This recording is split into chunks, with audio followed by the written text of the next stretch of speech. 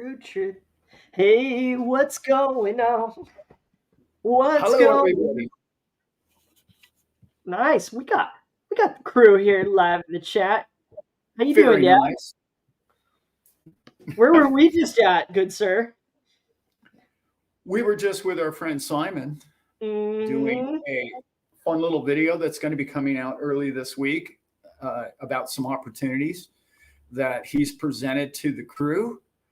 And I think they're going to be a good fun. And those of you who are interested in maybe finding a alternative income stream, look for the video that I'm about to put out. I'm going to say, I think he asked me Tuesday or Wednesday, we're going to put that video out. Yeah, So, look for that Tuesday. yeah. We have guinea pigged it ourselves. I've guinea pigged it since September. Um, and I've been profitable. It's been very steady, and I like it. Yeah. That's the thing, is I like it, and I threw a little amount of money in there that I'm never going to care about again, and that's where it's at. And already got some really cool gains and love it. See Simon in here already. I want to say hi to Joanna and oh my all our people here, Dad. Yeah. Slave, Cody, Man, Captain Crypto Morgan. Adrian G, Captain, love it. Alphon and I've had a Christian. Captain Morgan or two. Oh yeah. What's that, Brent? Oh yeah. Definitely Captain Morgan or two. We're sailors. Oh, yeah. Big, yeah. Mhm. Yeah. I went to college, Yeah, that's right. Yeah, man. Cody's in the house. Simon's in. We got the Sit. Brent, not that Brent, the other Brent in the house. Mhm. Good. Evan Burke. Jealous Okay. squeezes back. Okay, first Phoenix. question, Dad. Oh, From Atlantic Living, our first comment today. Hey guys, are we going to see a massive correction before the halvening? let me just say, we have Hope Breaker in here from Russia. Man, I love that. Love me What? some Russians. All Yeah. about it. Yes, that's just cool. That's a Welcome to the channel. cool factor of 11 for me. Mhm. I don't think so, guys. And here's why I don't believe that to be true. I'm wrong a lot. Let's just start right there. I don't believe we're going to have a crash prior to that, because when you're buying the amount of Bitcoin in which they're buying, I'm okay. First of all, we're talking about a crypto crash, right? Yeah, I think the question was, because it was before the halving. I don't think we're going to have a crash because they're buying so damn much Bitcoin. It's blowing people's minds. I know the price went down. I know the price is at 41,000. I know it's down $8,000. I know everybody's up in a roar, and they plan the whole thing and they're crushing the market. You have absolutely no idea, okay, how much over-the-counter transactions are occurring right now. Now, let me just explain what over-the-counter means to a lot of people, okay? When I go to Caleb and Brown and I buy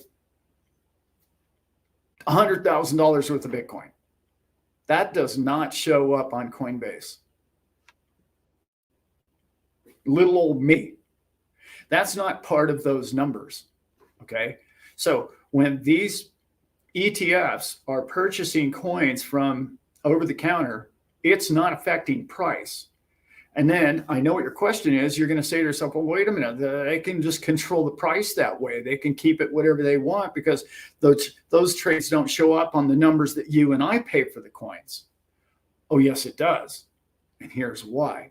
This is the honest side of Bitcoin that you're not going to get with almost any other coin in this sense. those markets around the world, Hong Kong or wherever else, have to sell it at that price. And you say, well, why? Well, because it's called arbitrage. Hong Kong but just bought, oh, well, if Hong Kong can buy it for 38,000 and sell it for 41, it's electronic market. It's simple. It's 24 hours a day. Let's remember how scam bankman fraud got rich was through arbitrage. His firm was doing exactly that, only with less than $3,000 difference in price. So all of that liquid Bitcoin, that frosting, that froth on the top is being wiped away right now. All the paper hands, all the soft, easy coins to grab from somebody who bought it at 8,000 and now they're getting 41,000 for it. And they're like, well, I'll go ahead and sell it to Caleb and Brown, or I've got 1,000,000 of them or 1,000 of them, and I'll sell 500 of them to Caleb and Brown. All of that will not last forever, not much longer. So that's going to keep the crypto market from having a black swan event, unless we have World War III and then all bets are off, or they completely rug pull the entire banking system. Then all bets are off. But I would have to say we're pretty close to the bottom already on crypto prices because of everything I just said. There's too much buy pressure on off market, if you will. What do you think, Brent? What have you been following? Yeah, it's just the feeling, the pulse, that all makes total logical sense, Dad. And so the feeling, and looking back at older charts, and granted we're in a very different time now, it feels like there's, like, I think Simon was talking about it in here, it feels like there's going to be a retracement, but I also agree with you, like how many transactions are being made. Are we in the days where it is the shakedown, it is the big short, or are we in the days where everybody's just trying to get their hands on it, and so maybe there won't be a retracement to the halvening? And then my question to you, Dad, on that is, what do you see from the halvening happening? I mean, is it going to be a mad scramble right before it to obtain it?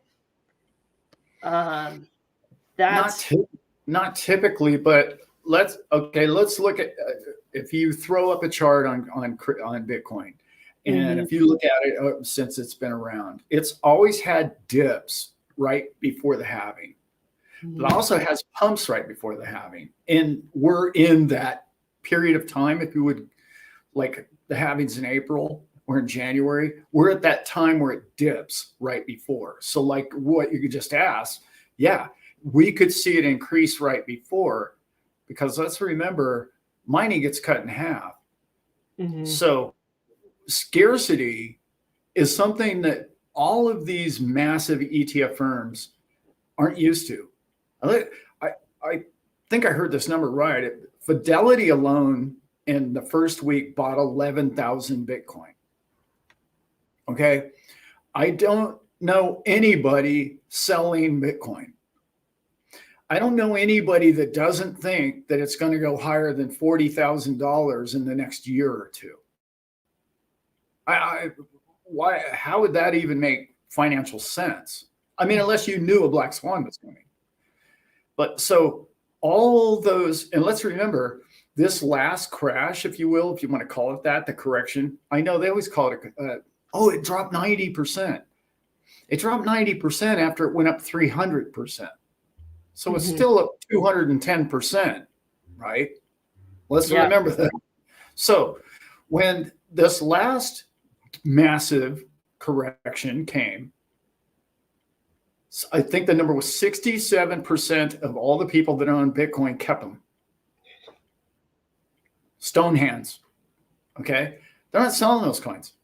Well, now after these ETFs, there's even less reason to sell, because when Fidelity buys a coin, they don't sell it. When BlackRock buys a coin, they have no interest in selling it, even if it tripled overnight. They're not traders. These are pension funds. They're going to hold these things for decades. What's your advantage of selling the coin at $41,000 and having a tax hit of capital gains tax? There's no advantage to selling your coin into this market with a halving coming up. Anybody that knows what they own. So, having said all that, all of these ETF companies, they have the only one that knows anything about what they're doing, in my opinion, well, there's a couple. Bitwise knows, and Fidelity knows, because Fidelity's been mining since 2014. So they know what they're doing, right? Mm-hmm. Yeah. And by the way, they've been mining all that time, and they're not selling any coins. None. So there you go. Grayscale's the only people that are liquidating any coin right now, because they're being taken off by clients because their commissions are so high. They're 1.5 still. And they can get a better deal down the road. So they're doing that. But let's remember, they still have, I think, $25 billion worth of crypto. That's a lot of money, guys. So hopefully I answered the question. Yeah. Bitcoin, BTC is fish bait. Yeah, it is fish bait. Mm-hmm. That's I just well put, actually. I want everybody to understand scarcity, and I want everybody else to understand that when I hear people say it's a pet rock, I just want you guys to know, when you're talking about something that man doesn't control, and if you think man controls Bitcoin, well, show me the guy. Show me I know. There's 4 guys that supposedly created it. I got all that. They have no control over it. They can't change anything. They can't stop it. They can't make it go away. It's pure code. Where virtually every other coin has a president, has a board, has a panel of people that can make more coins if they voted.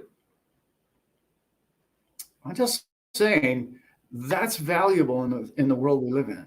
That's all I have to say. Very valuable. And we're going to learn how valuable going forward. Having said that, there's many coins I think you can make more money on, percentage-wise. Yeah. Yeah. Yeah. Mm-hmm. What do we got in here, guys? What do we got going on? Our wonderful friends. Good to see you all on a Sunday. Yeah. Who do we got? Let's hope not, Al's Pond. We don't want no stinking World War III. I don't think so, man. Yeah. No, man. Yeah. No, but hey, they like to cook them up. So, Yeah. It like that, I think there's like the only 2 things I can really even feel pissed about in my life right now is that, warmongering and that. And then what you were saying on this last video, Dad, about, you have this budding technology and like AI, and everybody's coming out and just whistling Dixie about it, and it's like, oh, wow, this could revolutionize your business. This could be the hottest thing since wheat bread. And where are we at still?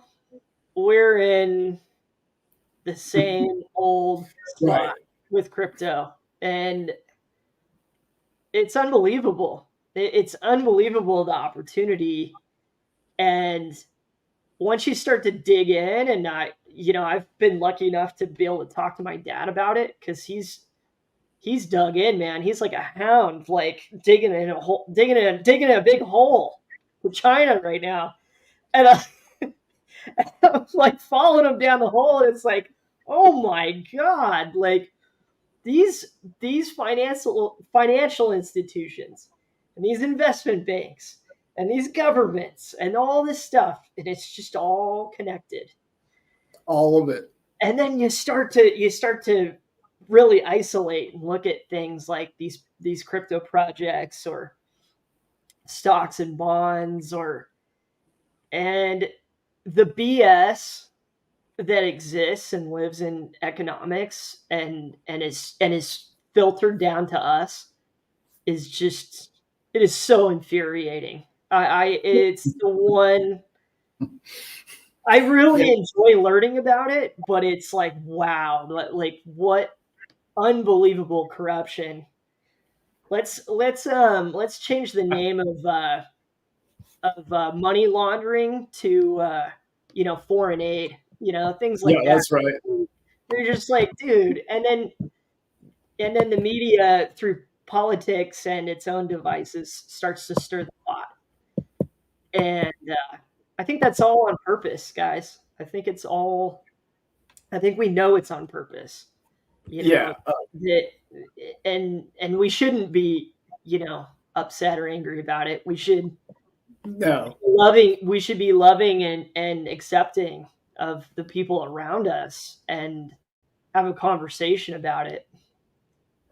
So Yeah. I don't, yeah, I'm gonna go back into that, and no, no, no three.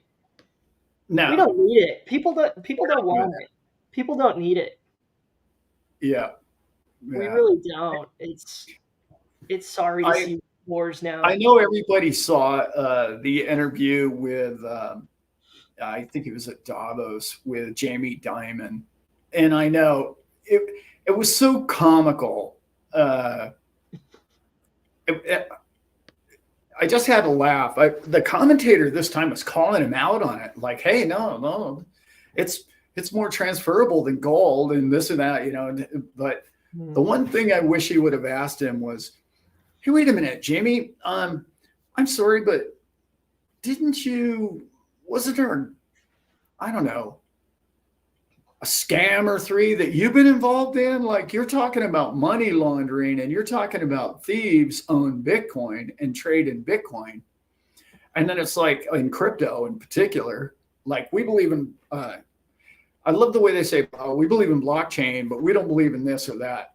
And it's just like, okay, well, what is blockchain without Bitcoin? What is blockchain without crypto?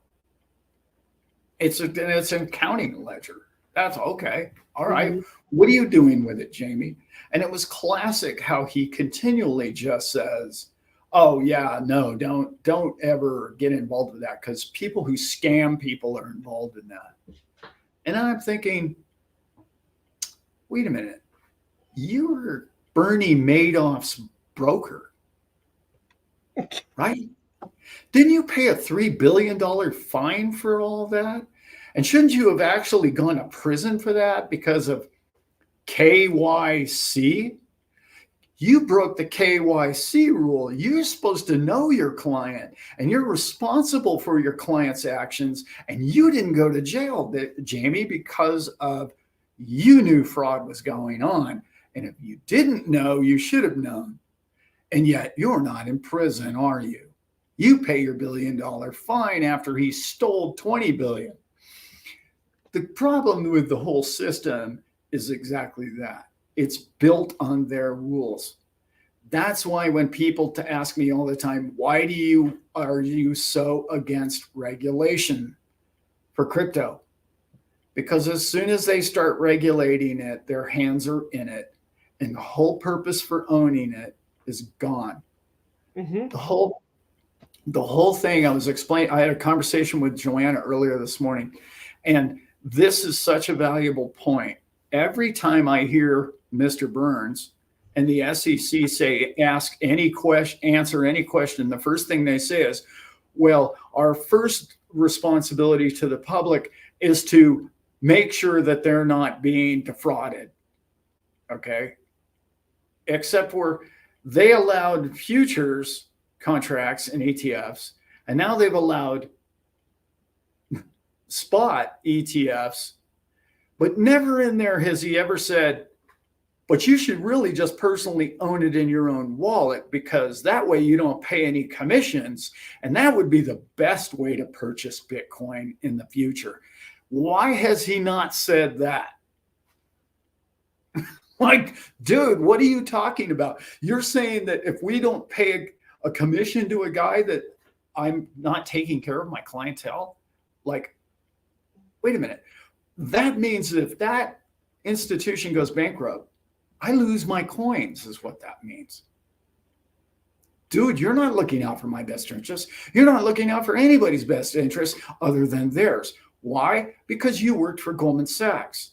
Now you're in charge of making sure the people don't get screwed by Goldman Sachs. Who are you going to work for after you get done with your political position? Again, I know I keep repeating the same old thing, but all of this needs to be told to the public. And the public's starting to get it, guys. I really see it everywhere now. There's no way that commentator would have ever asked Jamie Dimon those follow-up questions that he asked him even 2 years ago. I was like, dude, that guy just put Jamie on the spot like 3 times. I was like, wow, I've never heard anybody do that before. Like, challenged his knowledge about crypto. That was cool to watch. Really good. Yeah. What do we got in there, Brent? Why won't Larry Fink or Brad Garlinghouse answer the question about XRP ETF? What's up, Sith Lord? It's a great question. Maybe they don't want to do it. That's the first thought that comes to mind. Is we kind of talked about it last week with things like Ethereum and XRP and Bitcoin. We can sit here and talk all day, but we all know the differences between those 3 things. Bitcoin to me is the perfect spot ETF. Like that, yes. Ethereum and XRP, no, because of what they are and what they represent and the utility that they need to have, like to acquire them. And I don't know, it just doesn't. My dad's obviously a better person to answer that like thoroughly, but it doesn't seem like the right and type of investment, like market situation to include it in. And No. so why not answer the question? Maybe they don't know. Maybe, maybe they will come into a financial position where they feel like they have to. All sorts of different things come to mind. No, that's true. What do you think? What do you think on that, Dad? Well, I flip-flop a lot on that whole thing. It's almost impossible to do a big business like Ripple runs without rubbing elbows with some filthy people. That's just impossible in the world in which he lives in. In particular, when your company starts in a place like Silicon Valley, there's a lot of dirty elbows over there. And a lot of it's based on, controlling networks, and you can't get in this network, or you can't be widely distributed unless you play our game. And that access to the massive public on the internet has been controlled. And so to some degree, they have to play that game. And it's unfortunate because it's the exact opposite of what crypto was designed to do. Like, I got into crypto because I believed that we could find a form of honest money. I believed that we could bank ourselves outside of the system. And I believe that, well, this is a fact. Since 1971, they've mandated that the dollar is valuable. They have no evidence of it. They just mandated it. They didn't, it's not backed by gold or anything. It's just said, well, we told you it is. And you're just going to have to accept that. And it's like, okay, well, I'm okay with accepting it. Are you going to be responsible with it? Well, clearly they haven't. And they're not going to start today or next year. I was digging into some of the retirement funds, just looking into trying to figure out how many trillions of dollars are going to be coming into the ETFs. Okay. Mm-hmm. And it's trillions of dollars, tens of trillions of dollars headed towards whatever becomes an ETF, whichever coins they may be. And one of the things I stumbled across, which was very enlightening, was we have about somewhere between 80 and $120 trillion over the next 30 years already spoken for, just for pensions. I'm not talking about funding. I'm talking about what we owe them. I'm talking about Social Security. I'm talking about medical benefits. I'm talking about things that have been promised to people for the next 30 years is somewhere around $100 trillion. So what do we know about that? We know they don't have $100 trillion. So that means that you're going to have to divide about $100 trillion into the next 30 years. That's just money that they've allocated, they've promised to people. So that's going to be what? Printed, right? So we know that for sure. So that right there is some, I don't know, short math tells me that's about $3 trillion a year, which I'm sure that will go up, right? What, that's triple the national debt? Yeah. Just the promise of that would triple the national debt. Right. So where do you put it? Where do you allocate those numbers? Where do you make it good? Right. So what's going to happen to the value of the dollar over the next 30 years? It's going to be debased. Mm-hmm. And they're going to tell you it's good, and here's why it's good. Because we told you it's good, and we teach you in elementary school it's good.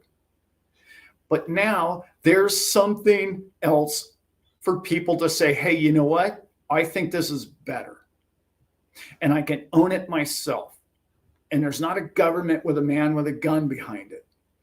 There's me and the coin, okay? Me and the code. No man behind it. When we can get there, then what do we know about that $100 trillion? Over the rest of your lifetime, all of that inflation is going to go into your asset, the one that you currently own. And I'm talking about the 10 coins that make it, or the 20 coins that make it over the next 30 years. And you know who those are. That is guaranteed future keeping up with inflation beyond. All of that inflation that they're going to have, debasement of currency that they're going to have to do because they're not going to cut their budget. And they made all these promises. And to get reelected, they make more promises and more promises. All of that is coming to an account near you. And the sooner our friends and family understand that, the sooner they'll be able to stay out ahead of it like you and I will. Now, the key to everything I just explained is this. Do not look at number go down. Do not look at Bitcoin at 49 and now it's at 41. That's not what you're looking at. I want you to look at the $100 trillion over the next 30 years. Where is that going to go? It's probably 200 trillion, to be honest, but I can prove 100 trillion already committed. How are you going? What are you going to purchase? A stock? Land? Maybe. Are you going to buy gold? Maybe. I'm betting that the system's coming to crypto. And I think we all are. And it's anything of value that they can't control and print more of is going to go up. Whether that be a Rembrandt, whether that be property, or whether that be, I don't know, 57 Chevy or whatever it is that floats your boat. If they can't print more of them, that's what you want to own. A food source, all of those things. Yeah. Man, I went on a rant there, but that was a good one. No, that's it. That's it. We'll see. It's how I see the big picture now. It really is. Mm-hmm. I saw a cool. I wanted to talk about Flare, D. Yeah. Dude, have you guys seen what happened to Flare this week? Man, I keep thinking those guys are doing nothing, and then I get who? Google? Like, who else is on board now? I'm like, are you kidding me? Like, this thing's getting real. And it has what I didn't understand that I'm only going over the top of this whole thing. But what I didn't understand was how much it's a massive network of the Internet of Things. I didn't understand that about it. I didn't understand that essentially its competitors are more like a Chainlink or Filecoin. I didn't understand they went down that avenue until recently. And then I was like, oh my God, this is a bigger deal than I expected. And it's pretty cool. I think you guys should all look into Flare. And I haven't seen Jason in here, but Jason sent me this really cool little heads up on Steam. So I saw somebody else talking about Steam. Well, Christian said Flare's just started. Somebody said it was. What was that comment? Flare is on Steam. Life insurance. Yeah, I see the chat with Simon and Joanna's like, yes. Life insurance, private trust is where everybody really eventually, if you want to keep track of your own Zamolies, that's probably about the best way to do it. Definitely is not in a bank. Be your own bank. What else you got in there? Yeah. Regulation. It's coming to a theater near elementary and said hello. I'm seeing him in a while. That was cool.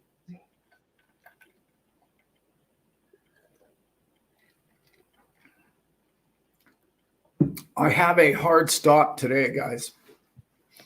Elizabeth's leaving town for a few days and off on business. So say 2:15, Dad. What's that? 2:15? Yeah, I got a hard stop at 2:15. Okay. Love it. What's up, Ollie? Ollie, Stronghold as well. Oh, good coin. When I say that I only like 20 coins, going out into the future, I'm talking way out in the future that are going to make it.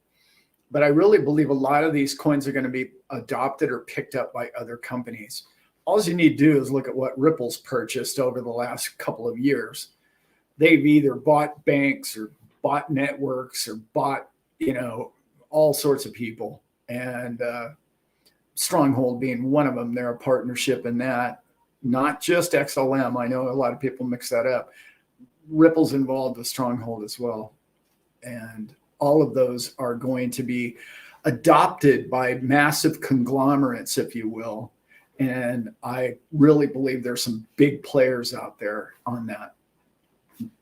Ripple comes to mind, obviously. If you're more on that Bitcoin side of things, I don't know if you guys have looked into Swan. man, Swan's the real deal. They're spending a lot of money on a lot of different things, and it's a massive corporation that is involved in crypto. I had a meeting with a friend a couple of weeks ago. I think I was telling you guys, their friend's birthday party, and he was telling me some really cool stuff, and I can't talk about all of it. He said he would get back with me, and when he does, I'll be able to talk more about it. But the one thing he really stressed was he's putting together a list of current companies and corporations that are going to be the most profitable over the next 5 years because of crypto. And that's what Wall Street's working on right now. In the back, they're not just buying coins.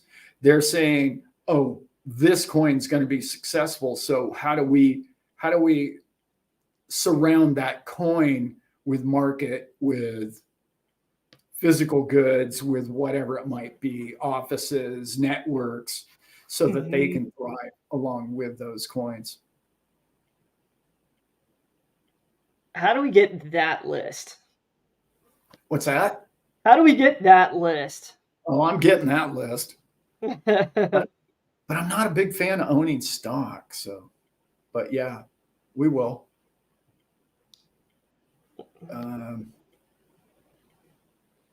Mark joined Caleb and Brown. Nice, brother. They're a little pricey, guys, but the customer service is off the charts.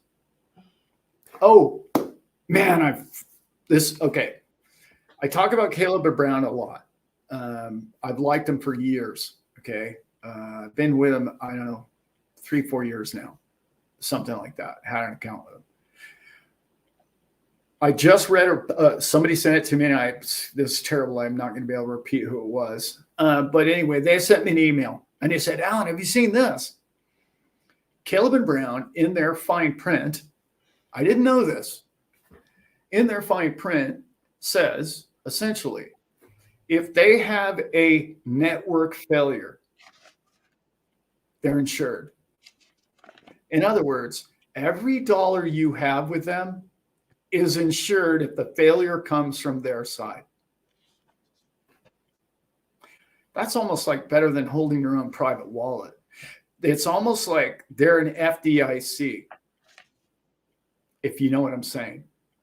They're insured by a separate insurer that says, hey, we're in this really risky business. We're going to pay the insurance premium, but we want to make sure that if somebody hacks our site or crashes our site and somebody rips off a bunch of coins, I want to make sure that I can get my coins back or my money back, right?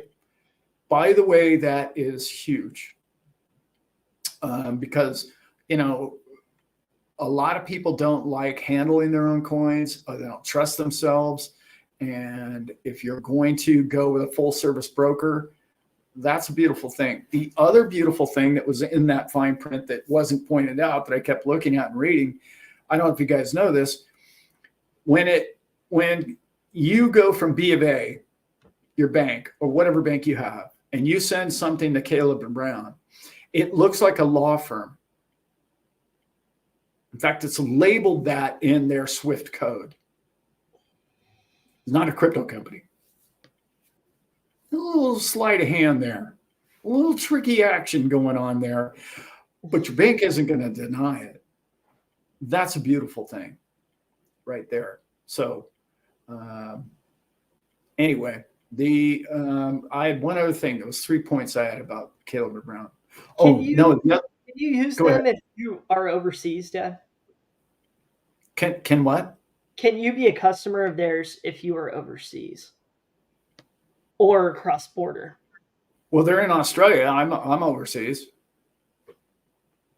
Oh, I thought they were here. No, they're in Australia. Oh, yeah. Really? That's one of the beautiful parts. Dude, that is beautiful. Yeah, right? I don't know why I was thinking that. Yeah, and they're an Australian company. And they're a true brokerage. They're not just a crypto brokerage. Or I shouldn't say that. They're not an exchange. They're a brokerage, which is a big difference. Yeah. I'm not sure where all they go. That'd be a good question. Oh, I know. Oh, somebody told me that this week, and I think might have been Simon. Somebody told me this little thing about Divvy that I thought was really slick. Oh no, I know who it was. Yeah, he's probably in here too. Crypto professor told me this little thing. When you have a Divvy wallet and when you want to exchange money to and from your bank to Divvy, yes, Divvy swap. But when Divvy comes up, Divvy does not come up to the bank as crypto account or crypto brokerage or crypto wallet. It comes up as a bank. I was like, dude, that's slick. I like that. Now I know they have a bank in Costa Rica. So that's pretty cool. Yeah. All over the world, Mark Coyle, all over the world except for, I don't think they go to UK. And for some reason, I want to say they don't go to New Zealand. But don't quote me on either one of those. But that's now that's ringing a bell.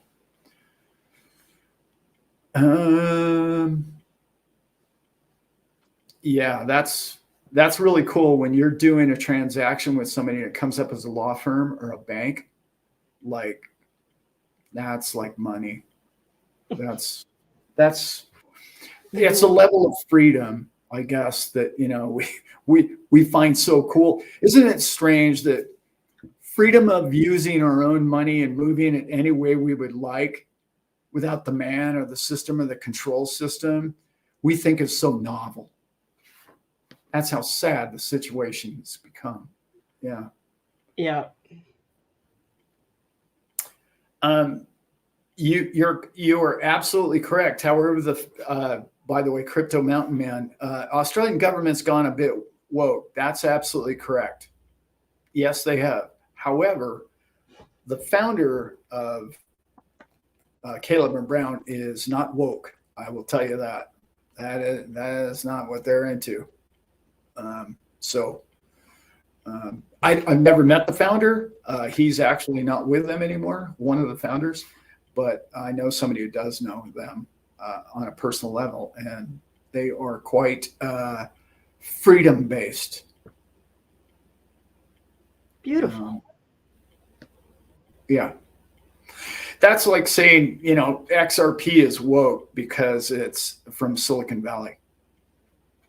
That's kind of what that sounds like a little bit to me. Not everybody in California is woke. Trust me on that. Trust us on that. Yeah. Yeah. Trust. By the way, I have to bring this up as one of my favorite things that's happened to me in a long time. Anybody that saw the Davos speech by President Milei, however you pronounce it, Milei, was straight fire, guys.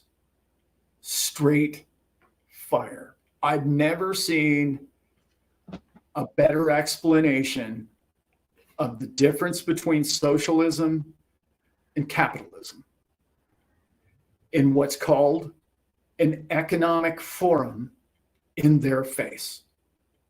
Like, here, let me explain what 100 years of socialism has done to my country. And let me explain how it was before that 100 years when we were the most profitable nation in the world per capita. Like, let me explain the math to you, so-called economists. It was brilliant. Now, is the man perfect? I don't know. Is he full of what? I don't know. That doesn't. But that speech, in my opinion, was Kennedy-esque. It was that good. Yeah. So it was brilliant. I sent you that. Did you see it, Brent? Did you watch it? No. Did you just send that to me? No, I sent it to you yesterday. You've got anyone that has not watched it. Please. I was going to ask you the name of it. So, yeah. Oh, the He one at the World basically, Economic Forum, that one. yeah. Do you see it? Yeah, David Imani tells Klaus Schwab to go f himself. There's that one too. It was pretty good. There's Yeah, there's a few of them, but yeah, let's see. I highly recommend anybody to that has not seen that video to stop and think what the difference in the world is happening right now. Okay, that man would have been executed 20 minutes after the speech 10 years ago, or he would have, accidentally got drunk and fallen out of a window. But like, if you look at Bukele, what he's done in El Salvador, and when you look at what that speech was, even if he doesn't believe in any word that speech was, which I don't believe, you can look at the man, and why would he go to Davos and say that speech? It tells me everything you need to know about there's enough people now who at the top now, guys. I'm not talking about just you and I. Okay. I'm talking about people at the very top who are part of the big system, who are saying, I like this. I'm tired of the other way. It's gone too crazy. We've swung the pendulum too far. I want to support more of this. I want this to propagate. I want to see a new future for mankind. Those people used to be, well, Muammar Gaddafi, and rings a bell, end up dead. And like, now we're having leaders come out and challenge the IMF, the BIS, the World Economic Forum, and say, look, we're not doing that anymore. I don't know if you guys remember, but like 4 years ago, Bukele had a speech at that same conference, almost identical. And everybody said, oh, he'll never be invited back. He never was. And then he's done nothing but throw straight fire at the IMF and pay him off. And just say, look, I'm not playing your central banking system to where, again, like I spoke earlier, we mandate what money is. You don't tell your people to buy gold. You don't tell your people to get in sound, honest money. You do what we tell you to do. And here's some more of our fake money to bribe you.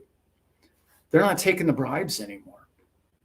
People are standing up and saying, my people are more important to me than your bribes. And I hope that. And then somebody sent me this video of this guy blasting Mele's speech about, oh yeah, and then he said this and this and this. Like it was so, it's like, dude, did you watch the speech? Like, because the person was bagging on him because he wants to get rid of price control. That's exactly what his speech was about. You can't have price control. That is capital. That's not capitalism. That's socialism. When you have price control, somebody's losing money trying to put a product to market. Well, that isn't, like, if the product goes too expensive, people won't buy it. But controlling the price is not the avenue. That is communism. That is socialism. And it has never, ever worked. No. Yeah. It doesn't work. It doesn't work. Some levels of it is good. Mm-hmm. But the absurdity and the ridiculousness that we've taken it to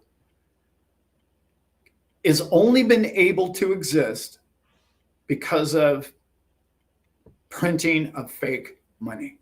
Is the only reason why it's been able to thrive as far as it has so far. Yeah. Great statement from, I can't remember who it was, but socialism works until you run out of other people's money. I mean, that's the system. Yeah.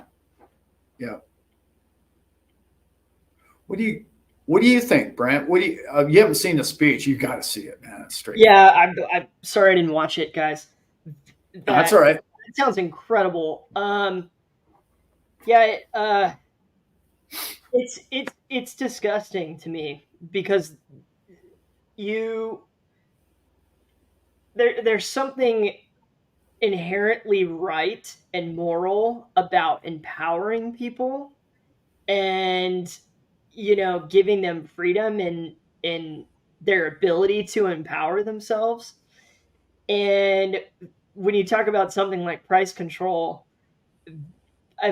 it's you start to dig deep into all this economic stuff like we all do, and you see what all these events that happen, and you see these little wars here and there, and it's just it's disgusting. It's disgusting that greed and corruption can exist in the way that it does.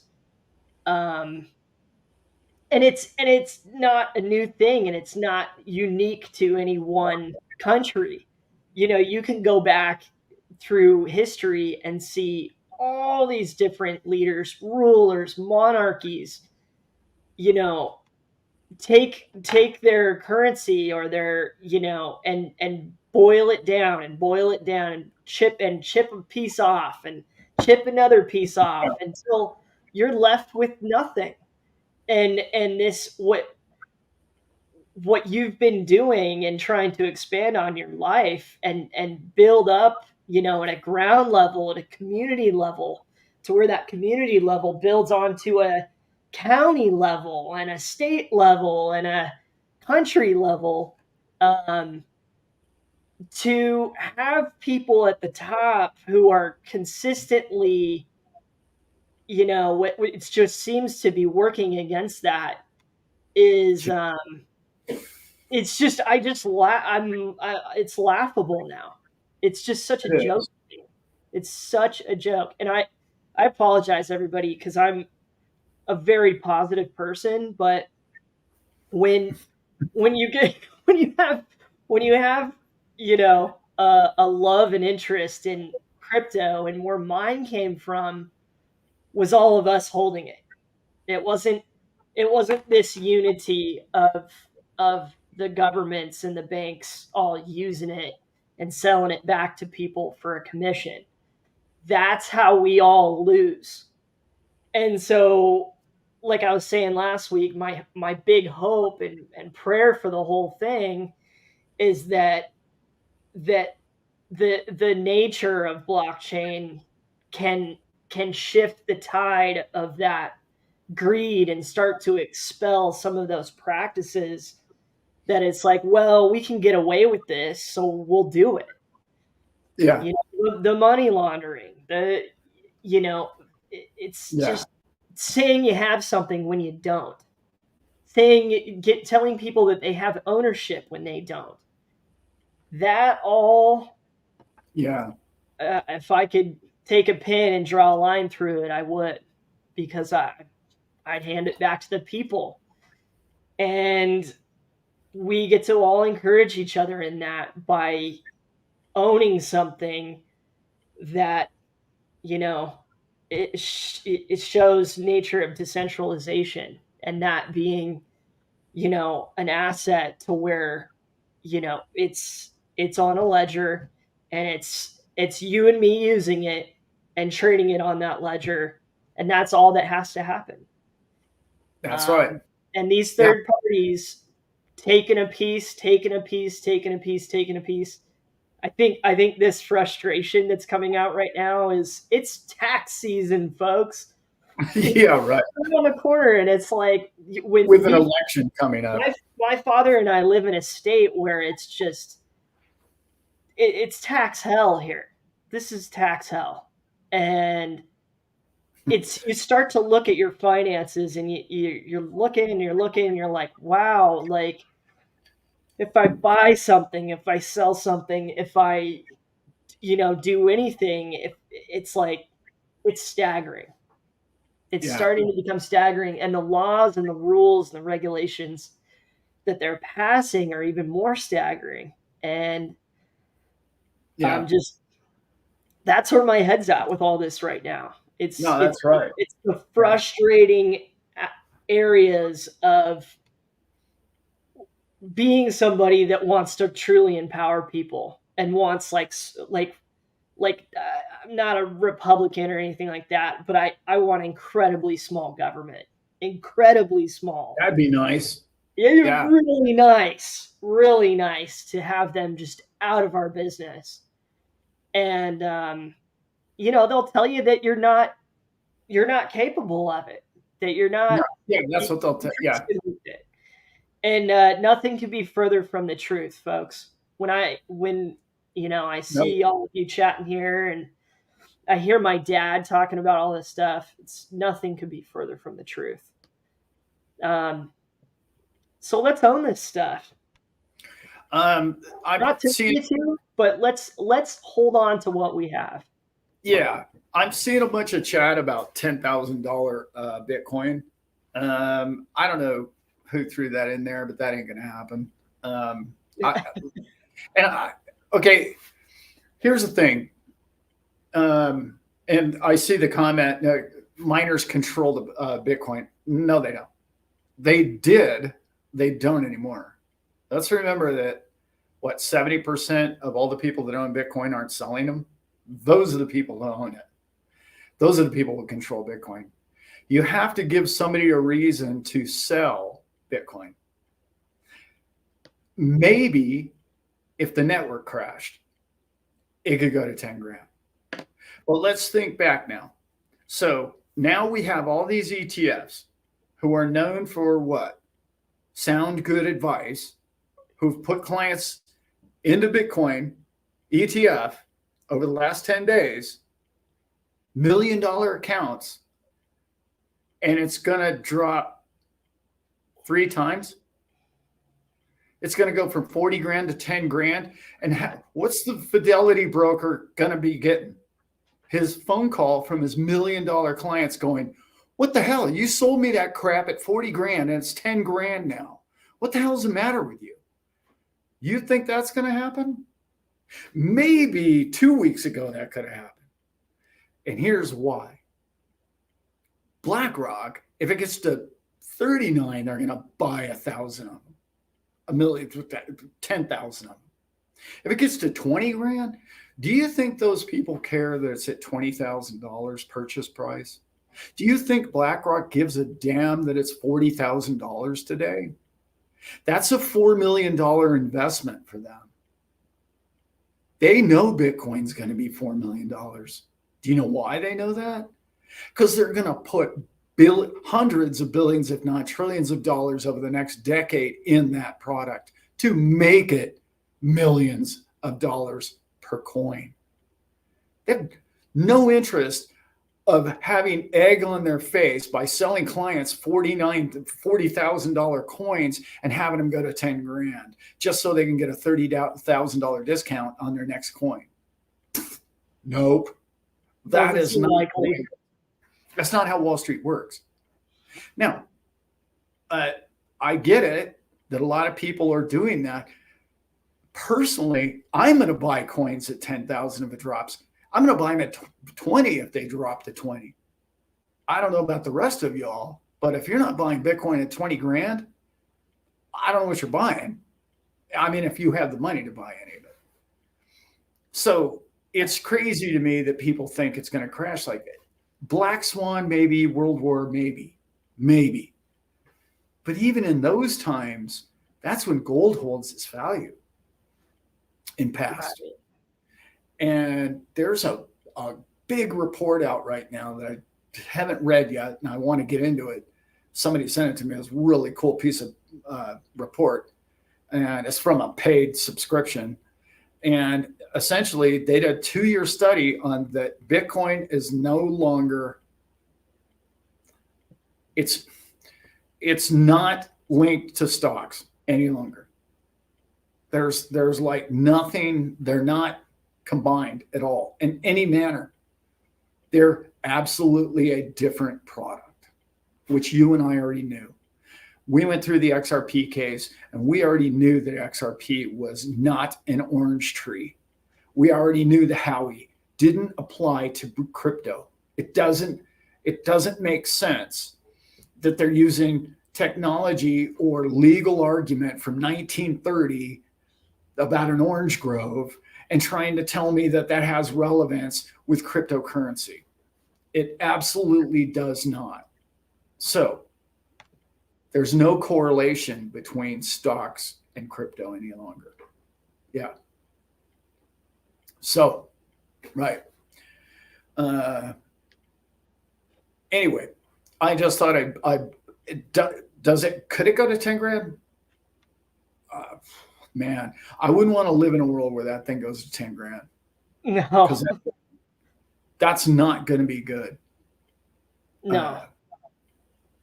Yeah. Yeah. No bull run, 10 grand? Oh no. Let's Real remember, bad, folks. That's things went awry. let me tell you what BlackRock's plan for Bitcoin is. What's happening? They're going to run that thing up over the next couple of halvings to $1 million a coin. When everybody who owns Bitcoin today will sell their coin for, everybody who owns it today will be out of Bitcoin by 1 million. And they'll be advising their clients to buy it at $1 million. Why? Because they know they're going to make 5x on their money at 1 million. And they know they'll get all the weak hands and all the saps and all the little guys out of the market. So now they can control one of the most scarce assets on the planet ever created. That's their game plan. They're going to buy them all the way up to 1 million. Probably even longer than that. Yeah. Mm-hmm. Oh, Brittany, timekeeper. Yeah, I got to get off. Brittany. I got to get rolling. Thanks, love. Yeah. Man, I'm going to do a couple of shows over the next couple of days, obviously, and one of them is about that conversation that Brent and I talked about, and Simon did before the show. Mm-hmm. And we have a really cool show coming up for you guys in the next couple of days. If you guys are interested in earning a passive income or a way to make money while you sleep, it's a really good opportunity for any of you that are interested in possibly learning how to trade or getting into bot trading. And just FYI, it won't cost you a penny to get started. So, yeah. That's look forward to that video coming up soon. Yeah. And we wouldn't tell you about it if we haven't been successful with it so far. So, yeah. And if anybody comments to you about any other stuff, we don't endorse it. But this, we tested ourselves. So that's right. Yes. And if anybody puts something in the chat down below of any of my videos, one way you can tell if it's a bot is scroll down and see if it duplicates. If there's like 5 of them or 10 of them, you can tell it's not me. I'm not going to write the same thing 10 times. That's just kind of FYI. Yeah.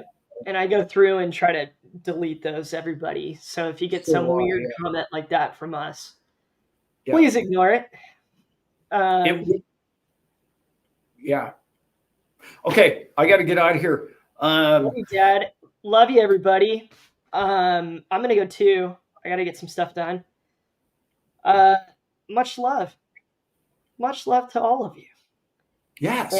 And yeah, sorry, got a little feisty back there. It's I'm a little tired of the crooks trying to make us feel bad. I'm a little over it. Usually I can hang, but come on. That's right. Yeah, that's all good. Okay, guys, we got to get out of here. All right. Love you all. We'll see you next weekend. See you next weekend. All right. We're out.